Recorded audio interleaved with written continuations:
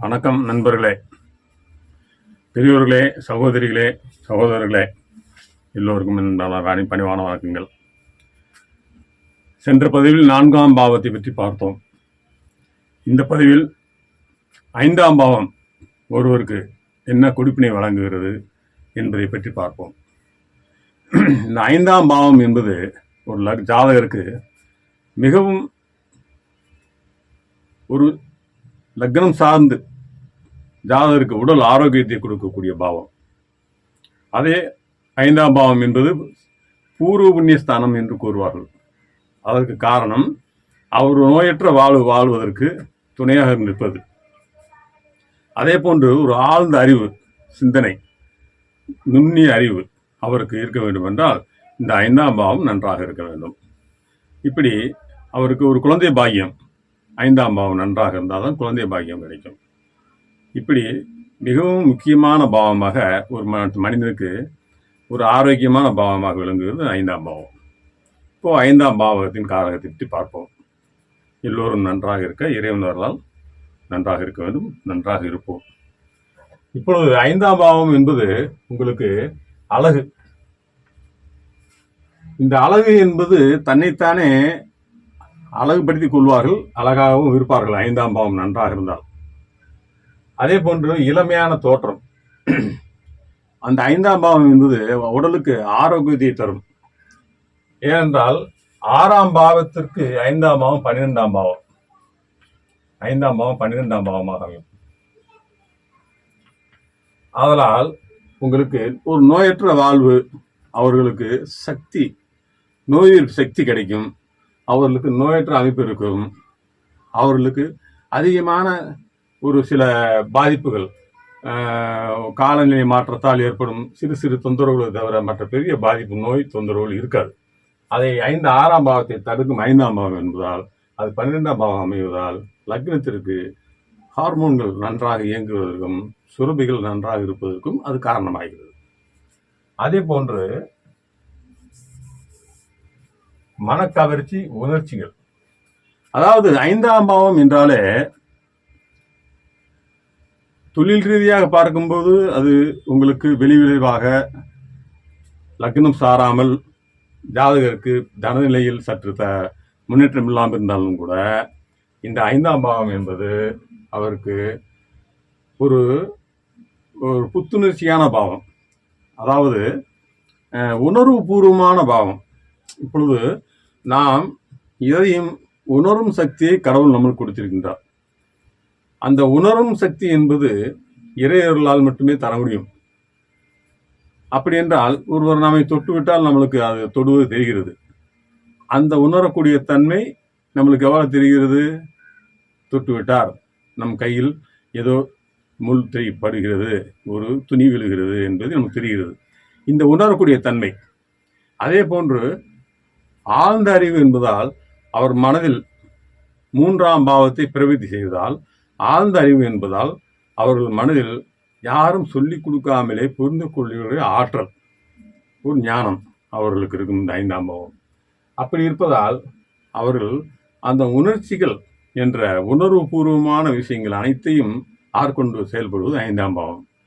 அதால் தான் இந்த 9ஆம் பாவம் என்றக்கூடிய இறையருள் பாவத்திற்கு சாதகமான பாவம் 5ஆம் பாவம், சுப விளைவை தரும்.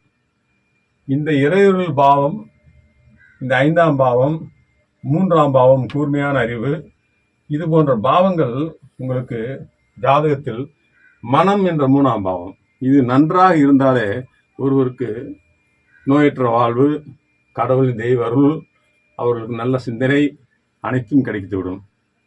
ஆகையால் நோயற்ற வாழ்வே குறைவற்ற செல்வம் என்று கூறுவார்கள். அதுதான் 5ஆம் பாவம் என்பது. இப்பொழுது இந்த மனக்கவர்ச்சி, உணர்ச்சிகள், இது 5ஆம் பாவத்தின் காரகங்கள். உடல் பருவமடைதல், காதல் பிறந்த மேனி, பருவம் பூர்த்தடைதல். காதல் என்பது அது ஒரு உணர்வுபூர்வமான விஷயம். அந்த உணர்வுபூர்வமான விஷயம் ஒருவருக்கு அந்த சுரபிகள் சுரக்க வேண்டுமென்றால், அந்த நிலைக்கு அவர்கள் வர வேண்டுமென்றால், அந்த குறிப்பிட்ட வயதில் அவர்களுக்கு அந்த காதல் என்ற ஒரு உணர்வுபூர்வமான விஷயத்தை தருவது 5ஆம் பாவம். குழந்தை பாக்கியத்தை தருவது 5ஆம் பாவம். அந்த குழந்தை என்பது ஒரு பிறந்த மேனியாக தான் பிறக்கிறது. அதனால் அந்த பிறந்த மேனி என்பது 5ஆம் பாவத்துக்கு காரணம். பருவம் பூர்த்தி அடைதல், அவர்கள் பருவம் அடைதல் என்பது 5ஆம் பாவ காரகம். அந்த 5ஆம் பாவம் ஜாதகத்தில் நல்ல நிலையில் இருந்தால் அவர்கள் அந்த பூ பெய்வது சிறப்பாக நடக்கும், அவர்கள் ஆரோக்கியமாக இருக்கும். அதே போல ஆடைகள் வசப்படுத்துதல், இந்த 5ஆம் பாவ காரகம் நன்றாக இருந்தால் அவர்களுக்கு தன்னைத்தானே நன்றாக நல்ல ஆடைகளை அணிந்து பிறர் பார்ப்பதற்கு போற்றும் வண்ணம் இருப்பார்கள். அதே போன்று வசப்படுதல், அவர்கள் அழகாக இருப்பார்கள், அவர்களை பார்க்கும்போது மற்றவர்கள் ஒரு ஈர்ப்பு சக்தி ஏற்படும். அந்த 5ஆம் பாவம். காமம் பரிச சுகங்கள், இதே 5ஆம் பாவத்தின் காரணம். ஏனென்றால் 7ஆம் பாவத்துக்கு முன் பிறவித்து 5ஆம் பாவம். இந்த 5ஆம் பாவம் செயல்பட்டால் இது 7ஆம் பாவத்துக்கு முன் பிறவித்து என்பதால் அவர்களுக்கு கல்யாணம் என்ற ஒன்று நடக்கும். கல்யாணம் ஒன்று நடந்துவிட்டால் பிறகு குழந்தை ஒன்று பிறக்கும். பாருங்கள், இந்த 7ஆம் பாவம் என்பது கல்யாணம் இது நடக்க வேண்டும் என்றால் இதுக்கு முன்பிறவித்து 5ஆம் பாவம் செயல்பட்டால்தான் 7ஆம் பாவம் சீக்கிரமாக நடக்கும் கல்யாணம். இப்பொழுது இந்த இரண்டுக்கும் இடையில் உள்ள 6ஆம் பாவம் தடைப்பட்டு விடுகிறது. ஆதலால் உங்களுக்கு இந்த 7ஆம் பாவத்துக்கு 12ஆம் பாவம் வேலை செய்யாது. ஆதலால் 7ஆம் பாவம் சீக்கிரமாக கல்யாணம் நடக்கும். அப்பொழுது இந்த கல்யாணம் நடந்தவுடன் அடுத்தபடியாக குழந்தை பிறக்கும். ஆக இந்த 5ஆம் பாவம் 7ஆம் பாவத்துக்கு முன்பிறவிருத்தி 6ஆம் பாவத்தை தடுப்பதால் 7ஆம் பாவத்துக்கு 12ஆம் பாவம் இங்கு செயலிழந்து விடுவதால் இவர்களுக்கு கல்யாணம் உடனே நடக்கும். அதே கல்யாணம் நடந்தவுடன் குழந்தை பிறக்கக்கூடிய பாவமும் இவருக்கு 5ஆம் பாவமாக அமைகிறது. எவ்வாறு இந்த பிரபஞ்சம் இந்த இயற்கை நமக்கு இந்த ஞானத்தை கொடுத்திருக்கின்றது பார்த்தீர்களா? ஒன்றை ஒன்று தொடர்புடைய விஷயங்களாக உள்ளது. அதே போன்று ஆண் பெண் காமத்தை அடக்குதல், இந்த 5ஆம் பாவம் என்பது 5ஆம் பாவத்தில் உள்ள 8ஆம் பாவ காரகம். அதை அடக்கிக் கொள்வார்கள். அந்த தன்மை 8ஆம் பாவ தொடர்பு இருக்கும்போது இருக்கும். அந்த 5ஆம் பாவ லக்னத்துக்கு அது 8ஆம் பாவம், அது 5ஆம் பாவத்தோடு தொடர்பு கொள்ளும்போது அவர்களுக்கு அந்த 5ஆம் பாவ காரங்கள் சிறப்படையாமல் போய்விடுகிறது. புத்துணர்ச்சி, மாற்று சுகங்கள், எப்போதும் இவருக்கு ஹார்மோன்கள், உடம்பில் தேவையான வைட்டமின்கள். ஏனென்றால் வைட்டமின் என்பது 11ஆம் பாவம்.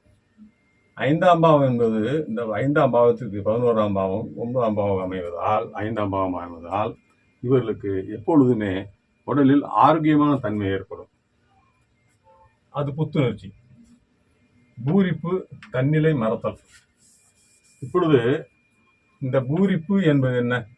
பூரிப்பு என்பது அவர்கள் எந்த விதமான கவலையும் இல்லாமல், எந்த சலனமும் இல்லாமல் தைரியத்துடன் இறைவன் ஒருவனே தமது துணை என்ற சிந்தனையோடு அவர்கள் மனதில் 3ஆம் பாவத்திற்கு 5ஆம் பாவம் பிரவிற்த்தி பாவம். ஆதலால் அவர்கள் மனநிலை எப்பொழுதுமே சந்தோஷமாகவே இருக்கும். சந்தோஷமாகவே இருக்கும்போது அவர்களுக்கு ஒரு பூரிப்பு ஏற்படும். அதே போன்று தன்னிலை மறத்தல். அவர்கள் இந்த 5ஆம் பாவம் என்பது பூர்வ புண்ணியஸ்தானம் என்று கூறுவார்கள். யோகா அபியாசம் செய்வது, தியானம் பண்ணுவது, இது போன்ற விஷயங்கள் எல்லாம் இந்த 5, 9ஆம் பாவக்காரங்கள். ஆன்மீகம், இது 5, 9ஆம் காரங்கள்.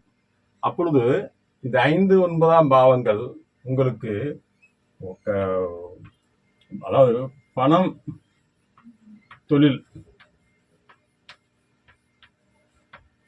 இதற்கு இந்த பாவம் ஏற்புடையதல்ல. ஏனென்றால் இந்த இரண்டுக்கும் இந்த பாவங்கள் 4, 8, 12ஆம் பாவங்களாகவும் 4, 8ஆம் பாவமாக வரும்.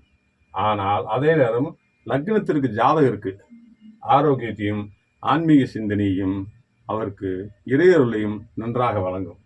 ஒன்று இருந்தால் ஒன்று இருக்காது நண்பர்களே. பொருள் மீது அதிகமான பற்றுதல் இருந்தால் பொருளை தேடி போவனுக்கு அருளை தேடி போக முடியாது. அருளை தேடி போய் கொண்டே இருக்கிறவனுக்கு பொருளை தேட நேரம் இருக்காது. கடவுள் ஏதாவது ஒன்றை நம்மளுக்கு கொடுக்க ஒரு சாய்ஸ் கொடுத்துருக்கின்றார். அதுவே இந்த மனித பிறவி. நாம் இதில் எது நம்ம கூட வரும், எது நம்மளுக்கு கடைசி வரை இருக்கும் என்று நாம் தான் அதை ஆராய்ந்து அதன் வழியில் சென்றால் நாம் எடுத்த பிறவி பலனை நாம் அடைந்து விடுவோம் நண்பர்களே. இப்பொழுது சிற்றின்பங்கள் மகிழ்ச்சி அடைதல். மகிழ்ச்சி என்பது 5ஆம் பாவம். ஒருவருக்கு மனம் அமைதியாகவும் ஆரோக்கியமான உடலும் இருந்தாலே மகிழ்ச்சி வந்துவிடும் அல்லவா? அதே நித்திரை சுகங்கள். நித்திரையில் ஏற்படக்கூடிய அமைதியான தூக்கம். ஒரு தலை வலிக்கிறது, தூக்கம் வருமா? உடல் ஆரோக்கியம் தூக்கம் வருமா?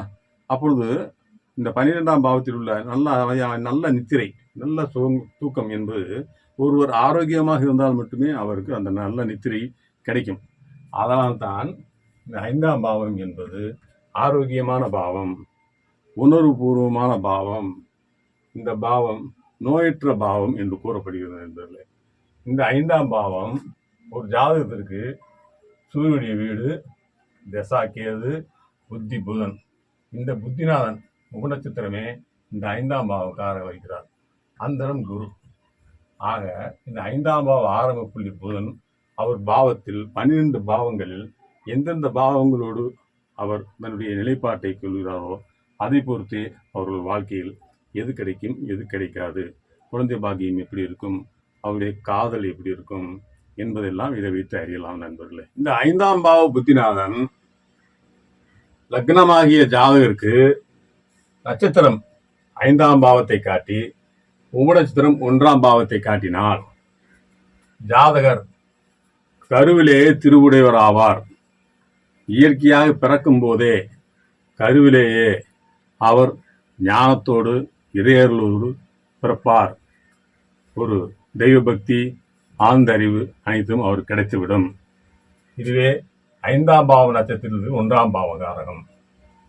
இந்த 5ஆம் பாவ நட்சத்திரத்தில் உள்ள 2ஆம் பாவ காரகம் சூதாட்டம், கமிஷன் கலைகளில் அவர் ஆர்வமுடையவராக இருப்பார். அதில் பணம் ஈட்டுவார். அதே 5ஆம் பாவ நட்சத்திரத்தில் 3ஆம் பாவ காரகம் ஆழ்ந்த அறிவு படைத்தவராக இருப்பார். எதையும் முன்கூட்டியே யோசிக்கக்கூடிய தன்மையும் அறிவாற்றலும் அவருக்கு உண்டு. அதே 4ஆம் பாவ நட்சத்திரம் இரத்த அணுக்கள் சார்ந்த கலை சார்ந்த கல்வி படிப்பார். 4ஆம் பாவம் என்பது கல்வி. இந்த நட்சத்திரம் 5ஆம் பாவத்தை காட்டி உபநட்சத்திரம் 4ஆம் பாவத்தை காட்டும்போது ஜாதகர் கலை சார்ந்த கல்வியை படிப்பார். 5ஆம் பாவம் என்பது கலை, அதை சார்ந்த கல்வியை படிப்பார். 6 உபநட்சத்திரம் 6ஆம் பாவம் இரத்த அணுக்கள் சார்ந்த நோய்.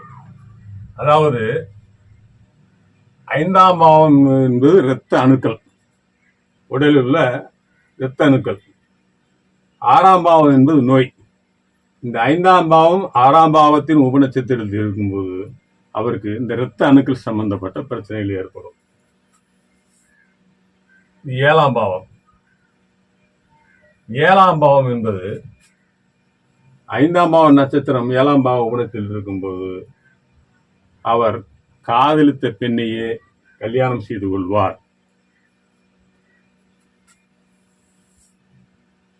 8ஆம் பாவம். இந்த 8ஆம் பாவம் என்பது லக்னத்திற்கு தீய பாவம். எப்பொழுதுமே 8, 12ஆம் பாவங்கள் லக்னத்திற்கு தீய பாவம். அந்த வகையில் இந்த 5ஆம் பாவம் என்பது ஒருவருடைய வாழ்க்கையில் கிடைக்கக்கூடிய அனைத்து விஷயங்களையுமே, நன்மையான விஷயங்கள் அனைத்தையும் லக்னத்திற்கு 8ஆம் பாவம் தொடர்பு கொள்ளும் போது அவருடைய லக்னம் என்பது ஆழ்ந்த அறிவு, சுய சிந்தனை அனைத்தும் லக்னம். அந்த சுய சிந்தனை செயல்திறன் லக்னம் 8ஆம் பாவம் தொடர்பு கொள்ளும்போது இந்த பாவ ரீதியாக இருக்கும் அனைத்து விஷயங்களிலும் அவர் இழந்து விடுவார், சிரமங்களை அனுபவிப்பார். 9ஆம் பாவம். இவர் காதலித்தால் காதலிடமே தவறாக நடந்து கொள்ள முற்படுவார். 10ஆம் பாவம். கலைகளில் அந்தஸ்து உடையவர்.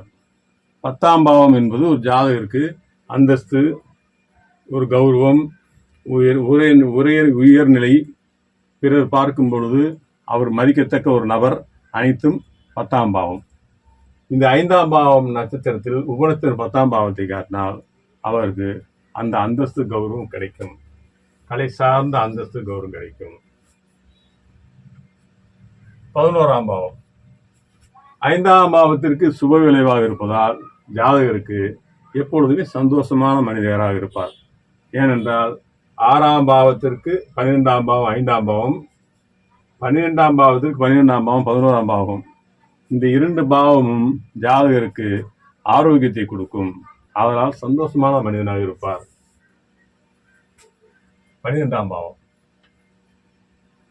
12ஆம் பாவம் என்பது லக்னத்திற்கு 12ஆம் பாவம். இந்த லக்னத்திற்கு 12ஆம் பாவம் லக்னத்திற்கு பக்க விளைவு ஏற்படுத்துவதாலும் 5ஆம் பாவத்திற்கும் இந்த 12ஆம் பாவம் 8ஆம் பாவம் வருவதால், இந்த லக்னத்திற்கு 12ஆம் பாவம் 5ஆம் பாவத்தில் 8ஆம் பாவம் வருவதால் இவர் இந்த 5ஆம் பாவ ரீதியான விஷயங்களில் லக்னம் சார்ந்து இவர் காதல்கள் மூலம் துன்பம் துயரம் அடைவார்.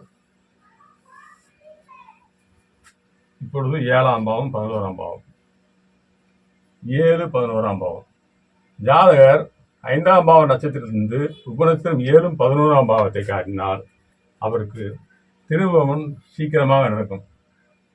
7 11 திருமணம் சீக்கிரமாக நடக்கும். 5 8 8ஆம் பாவம் காட்டினால் அசிங்கம் அவமானம் அடைவார். அதாவது இந்த 8ஆம் பாவம் என்பது 5ஆம் பாவ ரீதியாக அவர் அசிங்கங்கள் அவமானங்களை அடைவார், சிரமத்தில் இருப்பார். அதனால் இந்த 5 8ஆம் பாவம் ஒரே கிரகமாக அமைந்தாலும் இவர் காதல் மூலம் காதல் தேர்வை திருமணம் செய்தால் அதே மனைவியை விவாகரத்து செய்ய வேண்டிய சூழ்நிலையும் ஏற்படும்.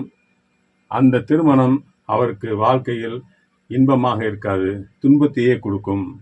இந்த 5 8ஆம் பாவம் ஒரே பாவமாக இருந்தால்.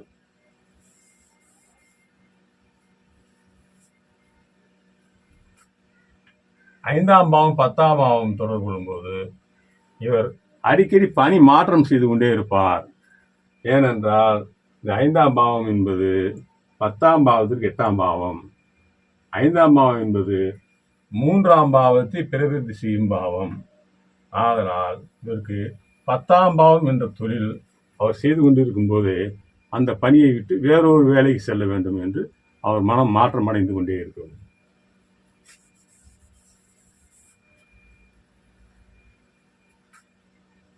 அது 8 10ஆம் பாவம் ஜாதகர் 5ஆம் பாவம் நட்சத்திரத்திலிருந்து உபநட்சத்திரம் 8 10ஆம் பாவம் தொடர்பு கொள்ளும்போது ஜாதகர் இது 10ஆம் பாவம் என்பது சுய தொழில். இது 1ஆம் பாவத்திற்கு 8ஆம் பாவம் 10ஆம் பாவமும் ஒரே அமையும் போது அந்த ஜாதகர் தொழில் மூலம் மோசமான நிலை அடைவார். காரணம் 8ஆம் பாவம். இப்போது 10ஆம் பாவத்திற்கு முன்பிறகு 8ஆம் பாவம் என்று இருக்கலாம். இருந்தாலும் கூட லக்னத்திற்கு அது தீய பாவம். 10ஆம் பாவத்திற்கு நட்சத்திரம் 8ஆம் பாவத்தை வைத்திருப்பதால் இந்த 10ஆம் பாவம் என்ற சுய தொழில் அவர் செய்யக்கூடிய வேலைகளில் அவர் மோசமான நிலையில் அடைவார். இந்த 5ஆம் பாவம் நட்சத்திரத்தில் 8 12ஆம் பாவம் உபநட்சத்திரமாக அமைந்தால் தனது உடைமைகள் அனைத்தும் இழந்து விடுவார். 8 12ஆம் பாவம் லக்னத்திற்கு 8 12ஆம் பாவம் தீய பாவம். ஆகையால் 5ஆம் பாவம் என்பது குழந்தை பாக்கியம், சந்தோஷம், மகிழ்ச்சி, நோயற்ற வாழ்வு அனைத்தையும் இது கெடுத்து, லக்னத்தையும் கெடுத்து இவருக்கு தன் உடைமைகள் அனைத்தும் இழந்து விடுவார்.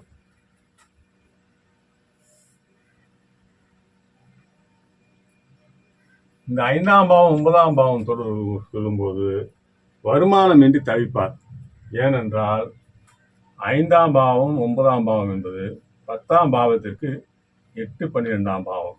இந்த 5 9ஆம் பாவம் என்பது 2ஆம் பாவத்துக்கு 4 8ஆம் பாவம்.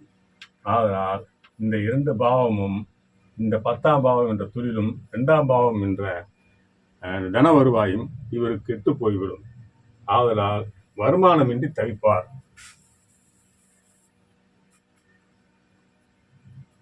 9 10ஆம் பாவம் இந்த 5ஆம் பாவம் 9, 10ஆம் பாவம் உபநட்சத்திரத்தில் அமைந்தால் அரசியல் தலைவர் ஆவார்.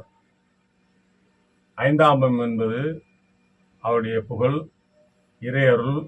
10ஆம் பாவம் என்பது ஒரு தகுதியான நிலையில், நல்ல உயர்ந்த நிலையில் மற்றவர்களை காப்பாற்றும் திறன், தலைமை தாங்கும் பண்பு அனைத்தும் 10ஆம் பாவம்.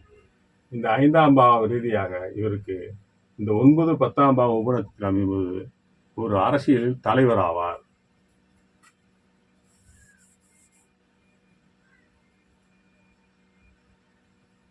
ஆறு 11ஆம் பாவம். 6, 11 என்பது எப்பொழுதுமே உங்களுக்கு 7ஆம் பாவத்திற்கு 6ஆம் பாவம், 12ஆம் பாவம். அதனால் எதிர்ப்பாளரை வெற்றி அடையக்கூடிய பாவம்.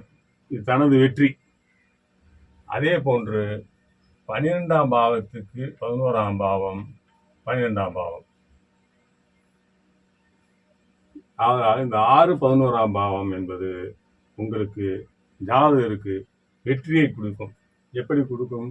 இந்த 5ஆம் பாவம் என்ற போட்டி, பந்தயம் இவைகளில் இவர் வெற்றி வாகை சூடுவார்.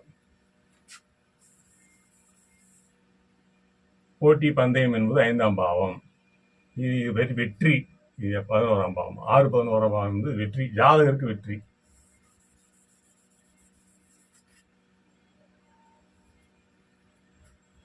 5, 8ஆம் பாவம் என்பது ஜாதகர் தீய பழக்கங்களுக்கு ஈடுபடுவார். அவருடைய வாழ்க்கையில் சிரமங்களை அனுபவிப்பார். அமைதியான நிம்மதியற்ற சூழ்நிலை ஏற்படும். அமைதி இருக்காது இவருக்கு. அதே 5, 10ஆம் பாவம் தொடர்பு போகும்போது ஜாதகர் கௌரவம், அந்தஸ்துடன் இருப்பார். இப்படி ஒரு 5ஆம் பாவத்தில் லக்னம் சார்ந்த காரங்கள், உணர்வு பூர்வமான காரகங்கள் அனைத்தும் எந்தெந்த பாவங்களுக்கு உபநட்சத்திரமாக வருகிறதோ அதை பொறுத்தே ஜாதகன் இந்த விதி குறிப்பினை இருக்கிறது.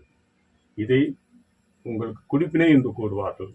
இது தசாபுத்தி வாயிலாக அவருக்கு இப்பொழுது என்ன திசை நடக்கின்றதோ அதை பொறுத்து அவருக்கு எல்லாம் கிடைக்கும், கிடைக்காது என்பது நமக்கு தெரியும். நண்பர்களே, நன்றி, வணக்கம். எனக்கு சப்ஸ்கிரைப் செய்த அனைத்து நண்பர்களுக்கும் பணிவான வணக்கங்களை தெரிவித்துக் கொள்கிறேன்.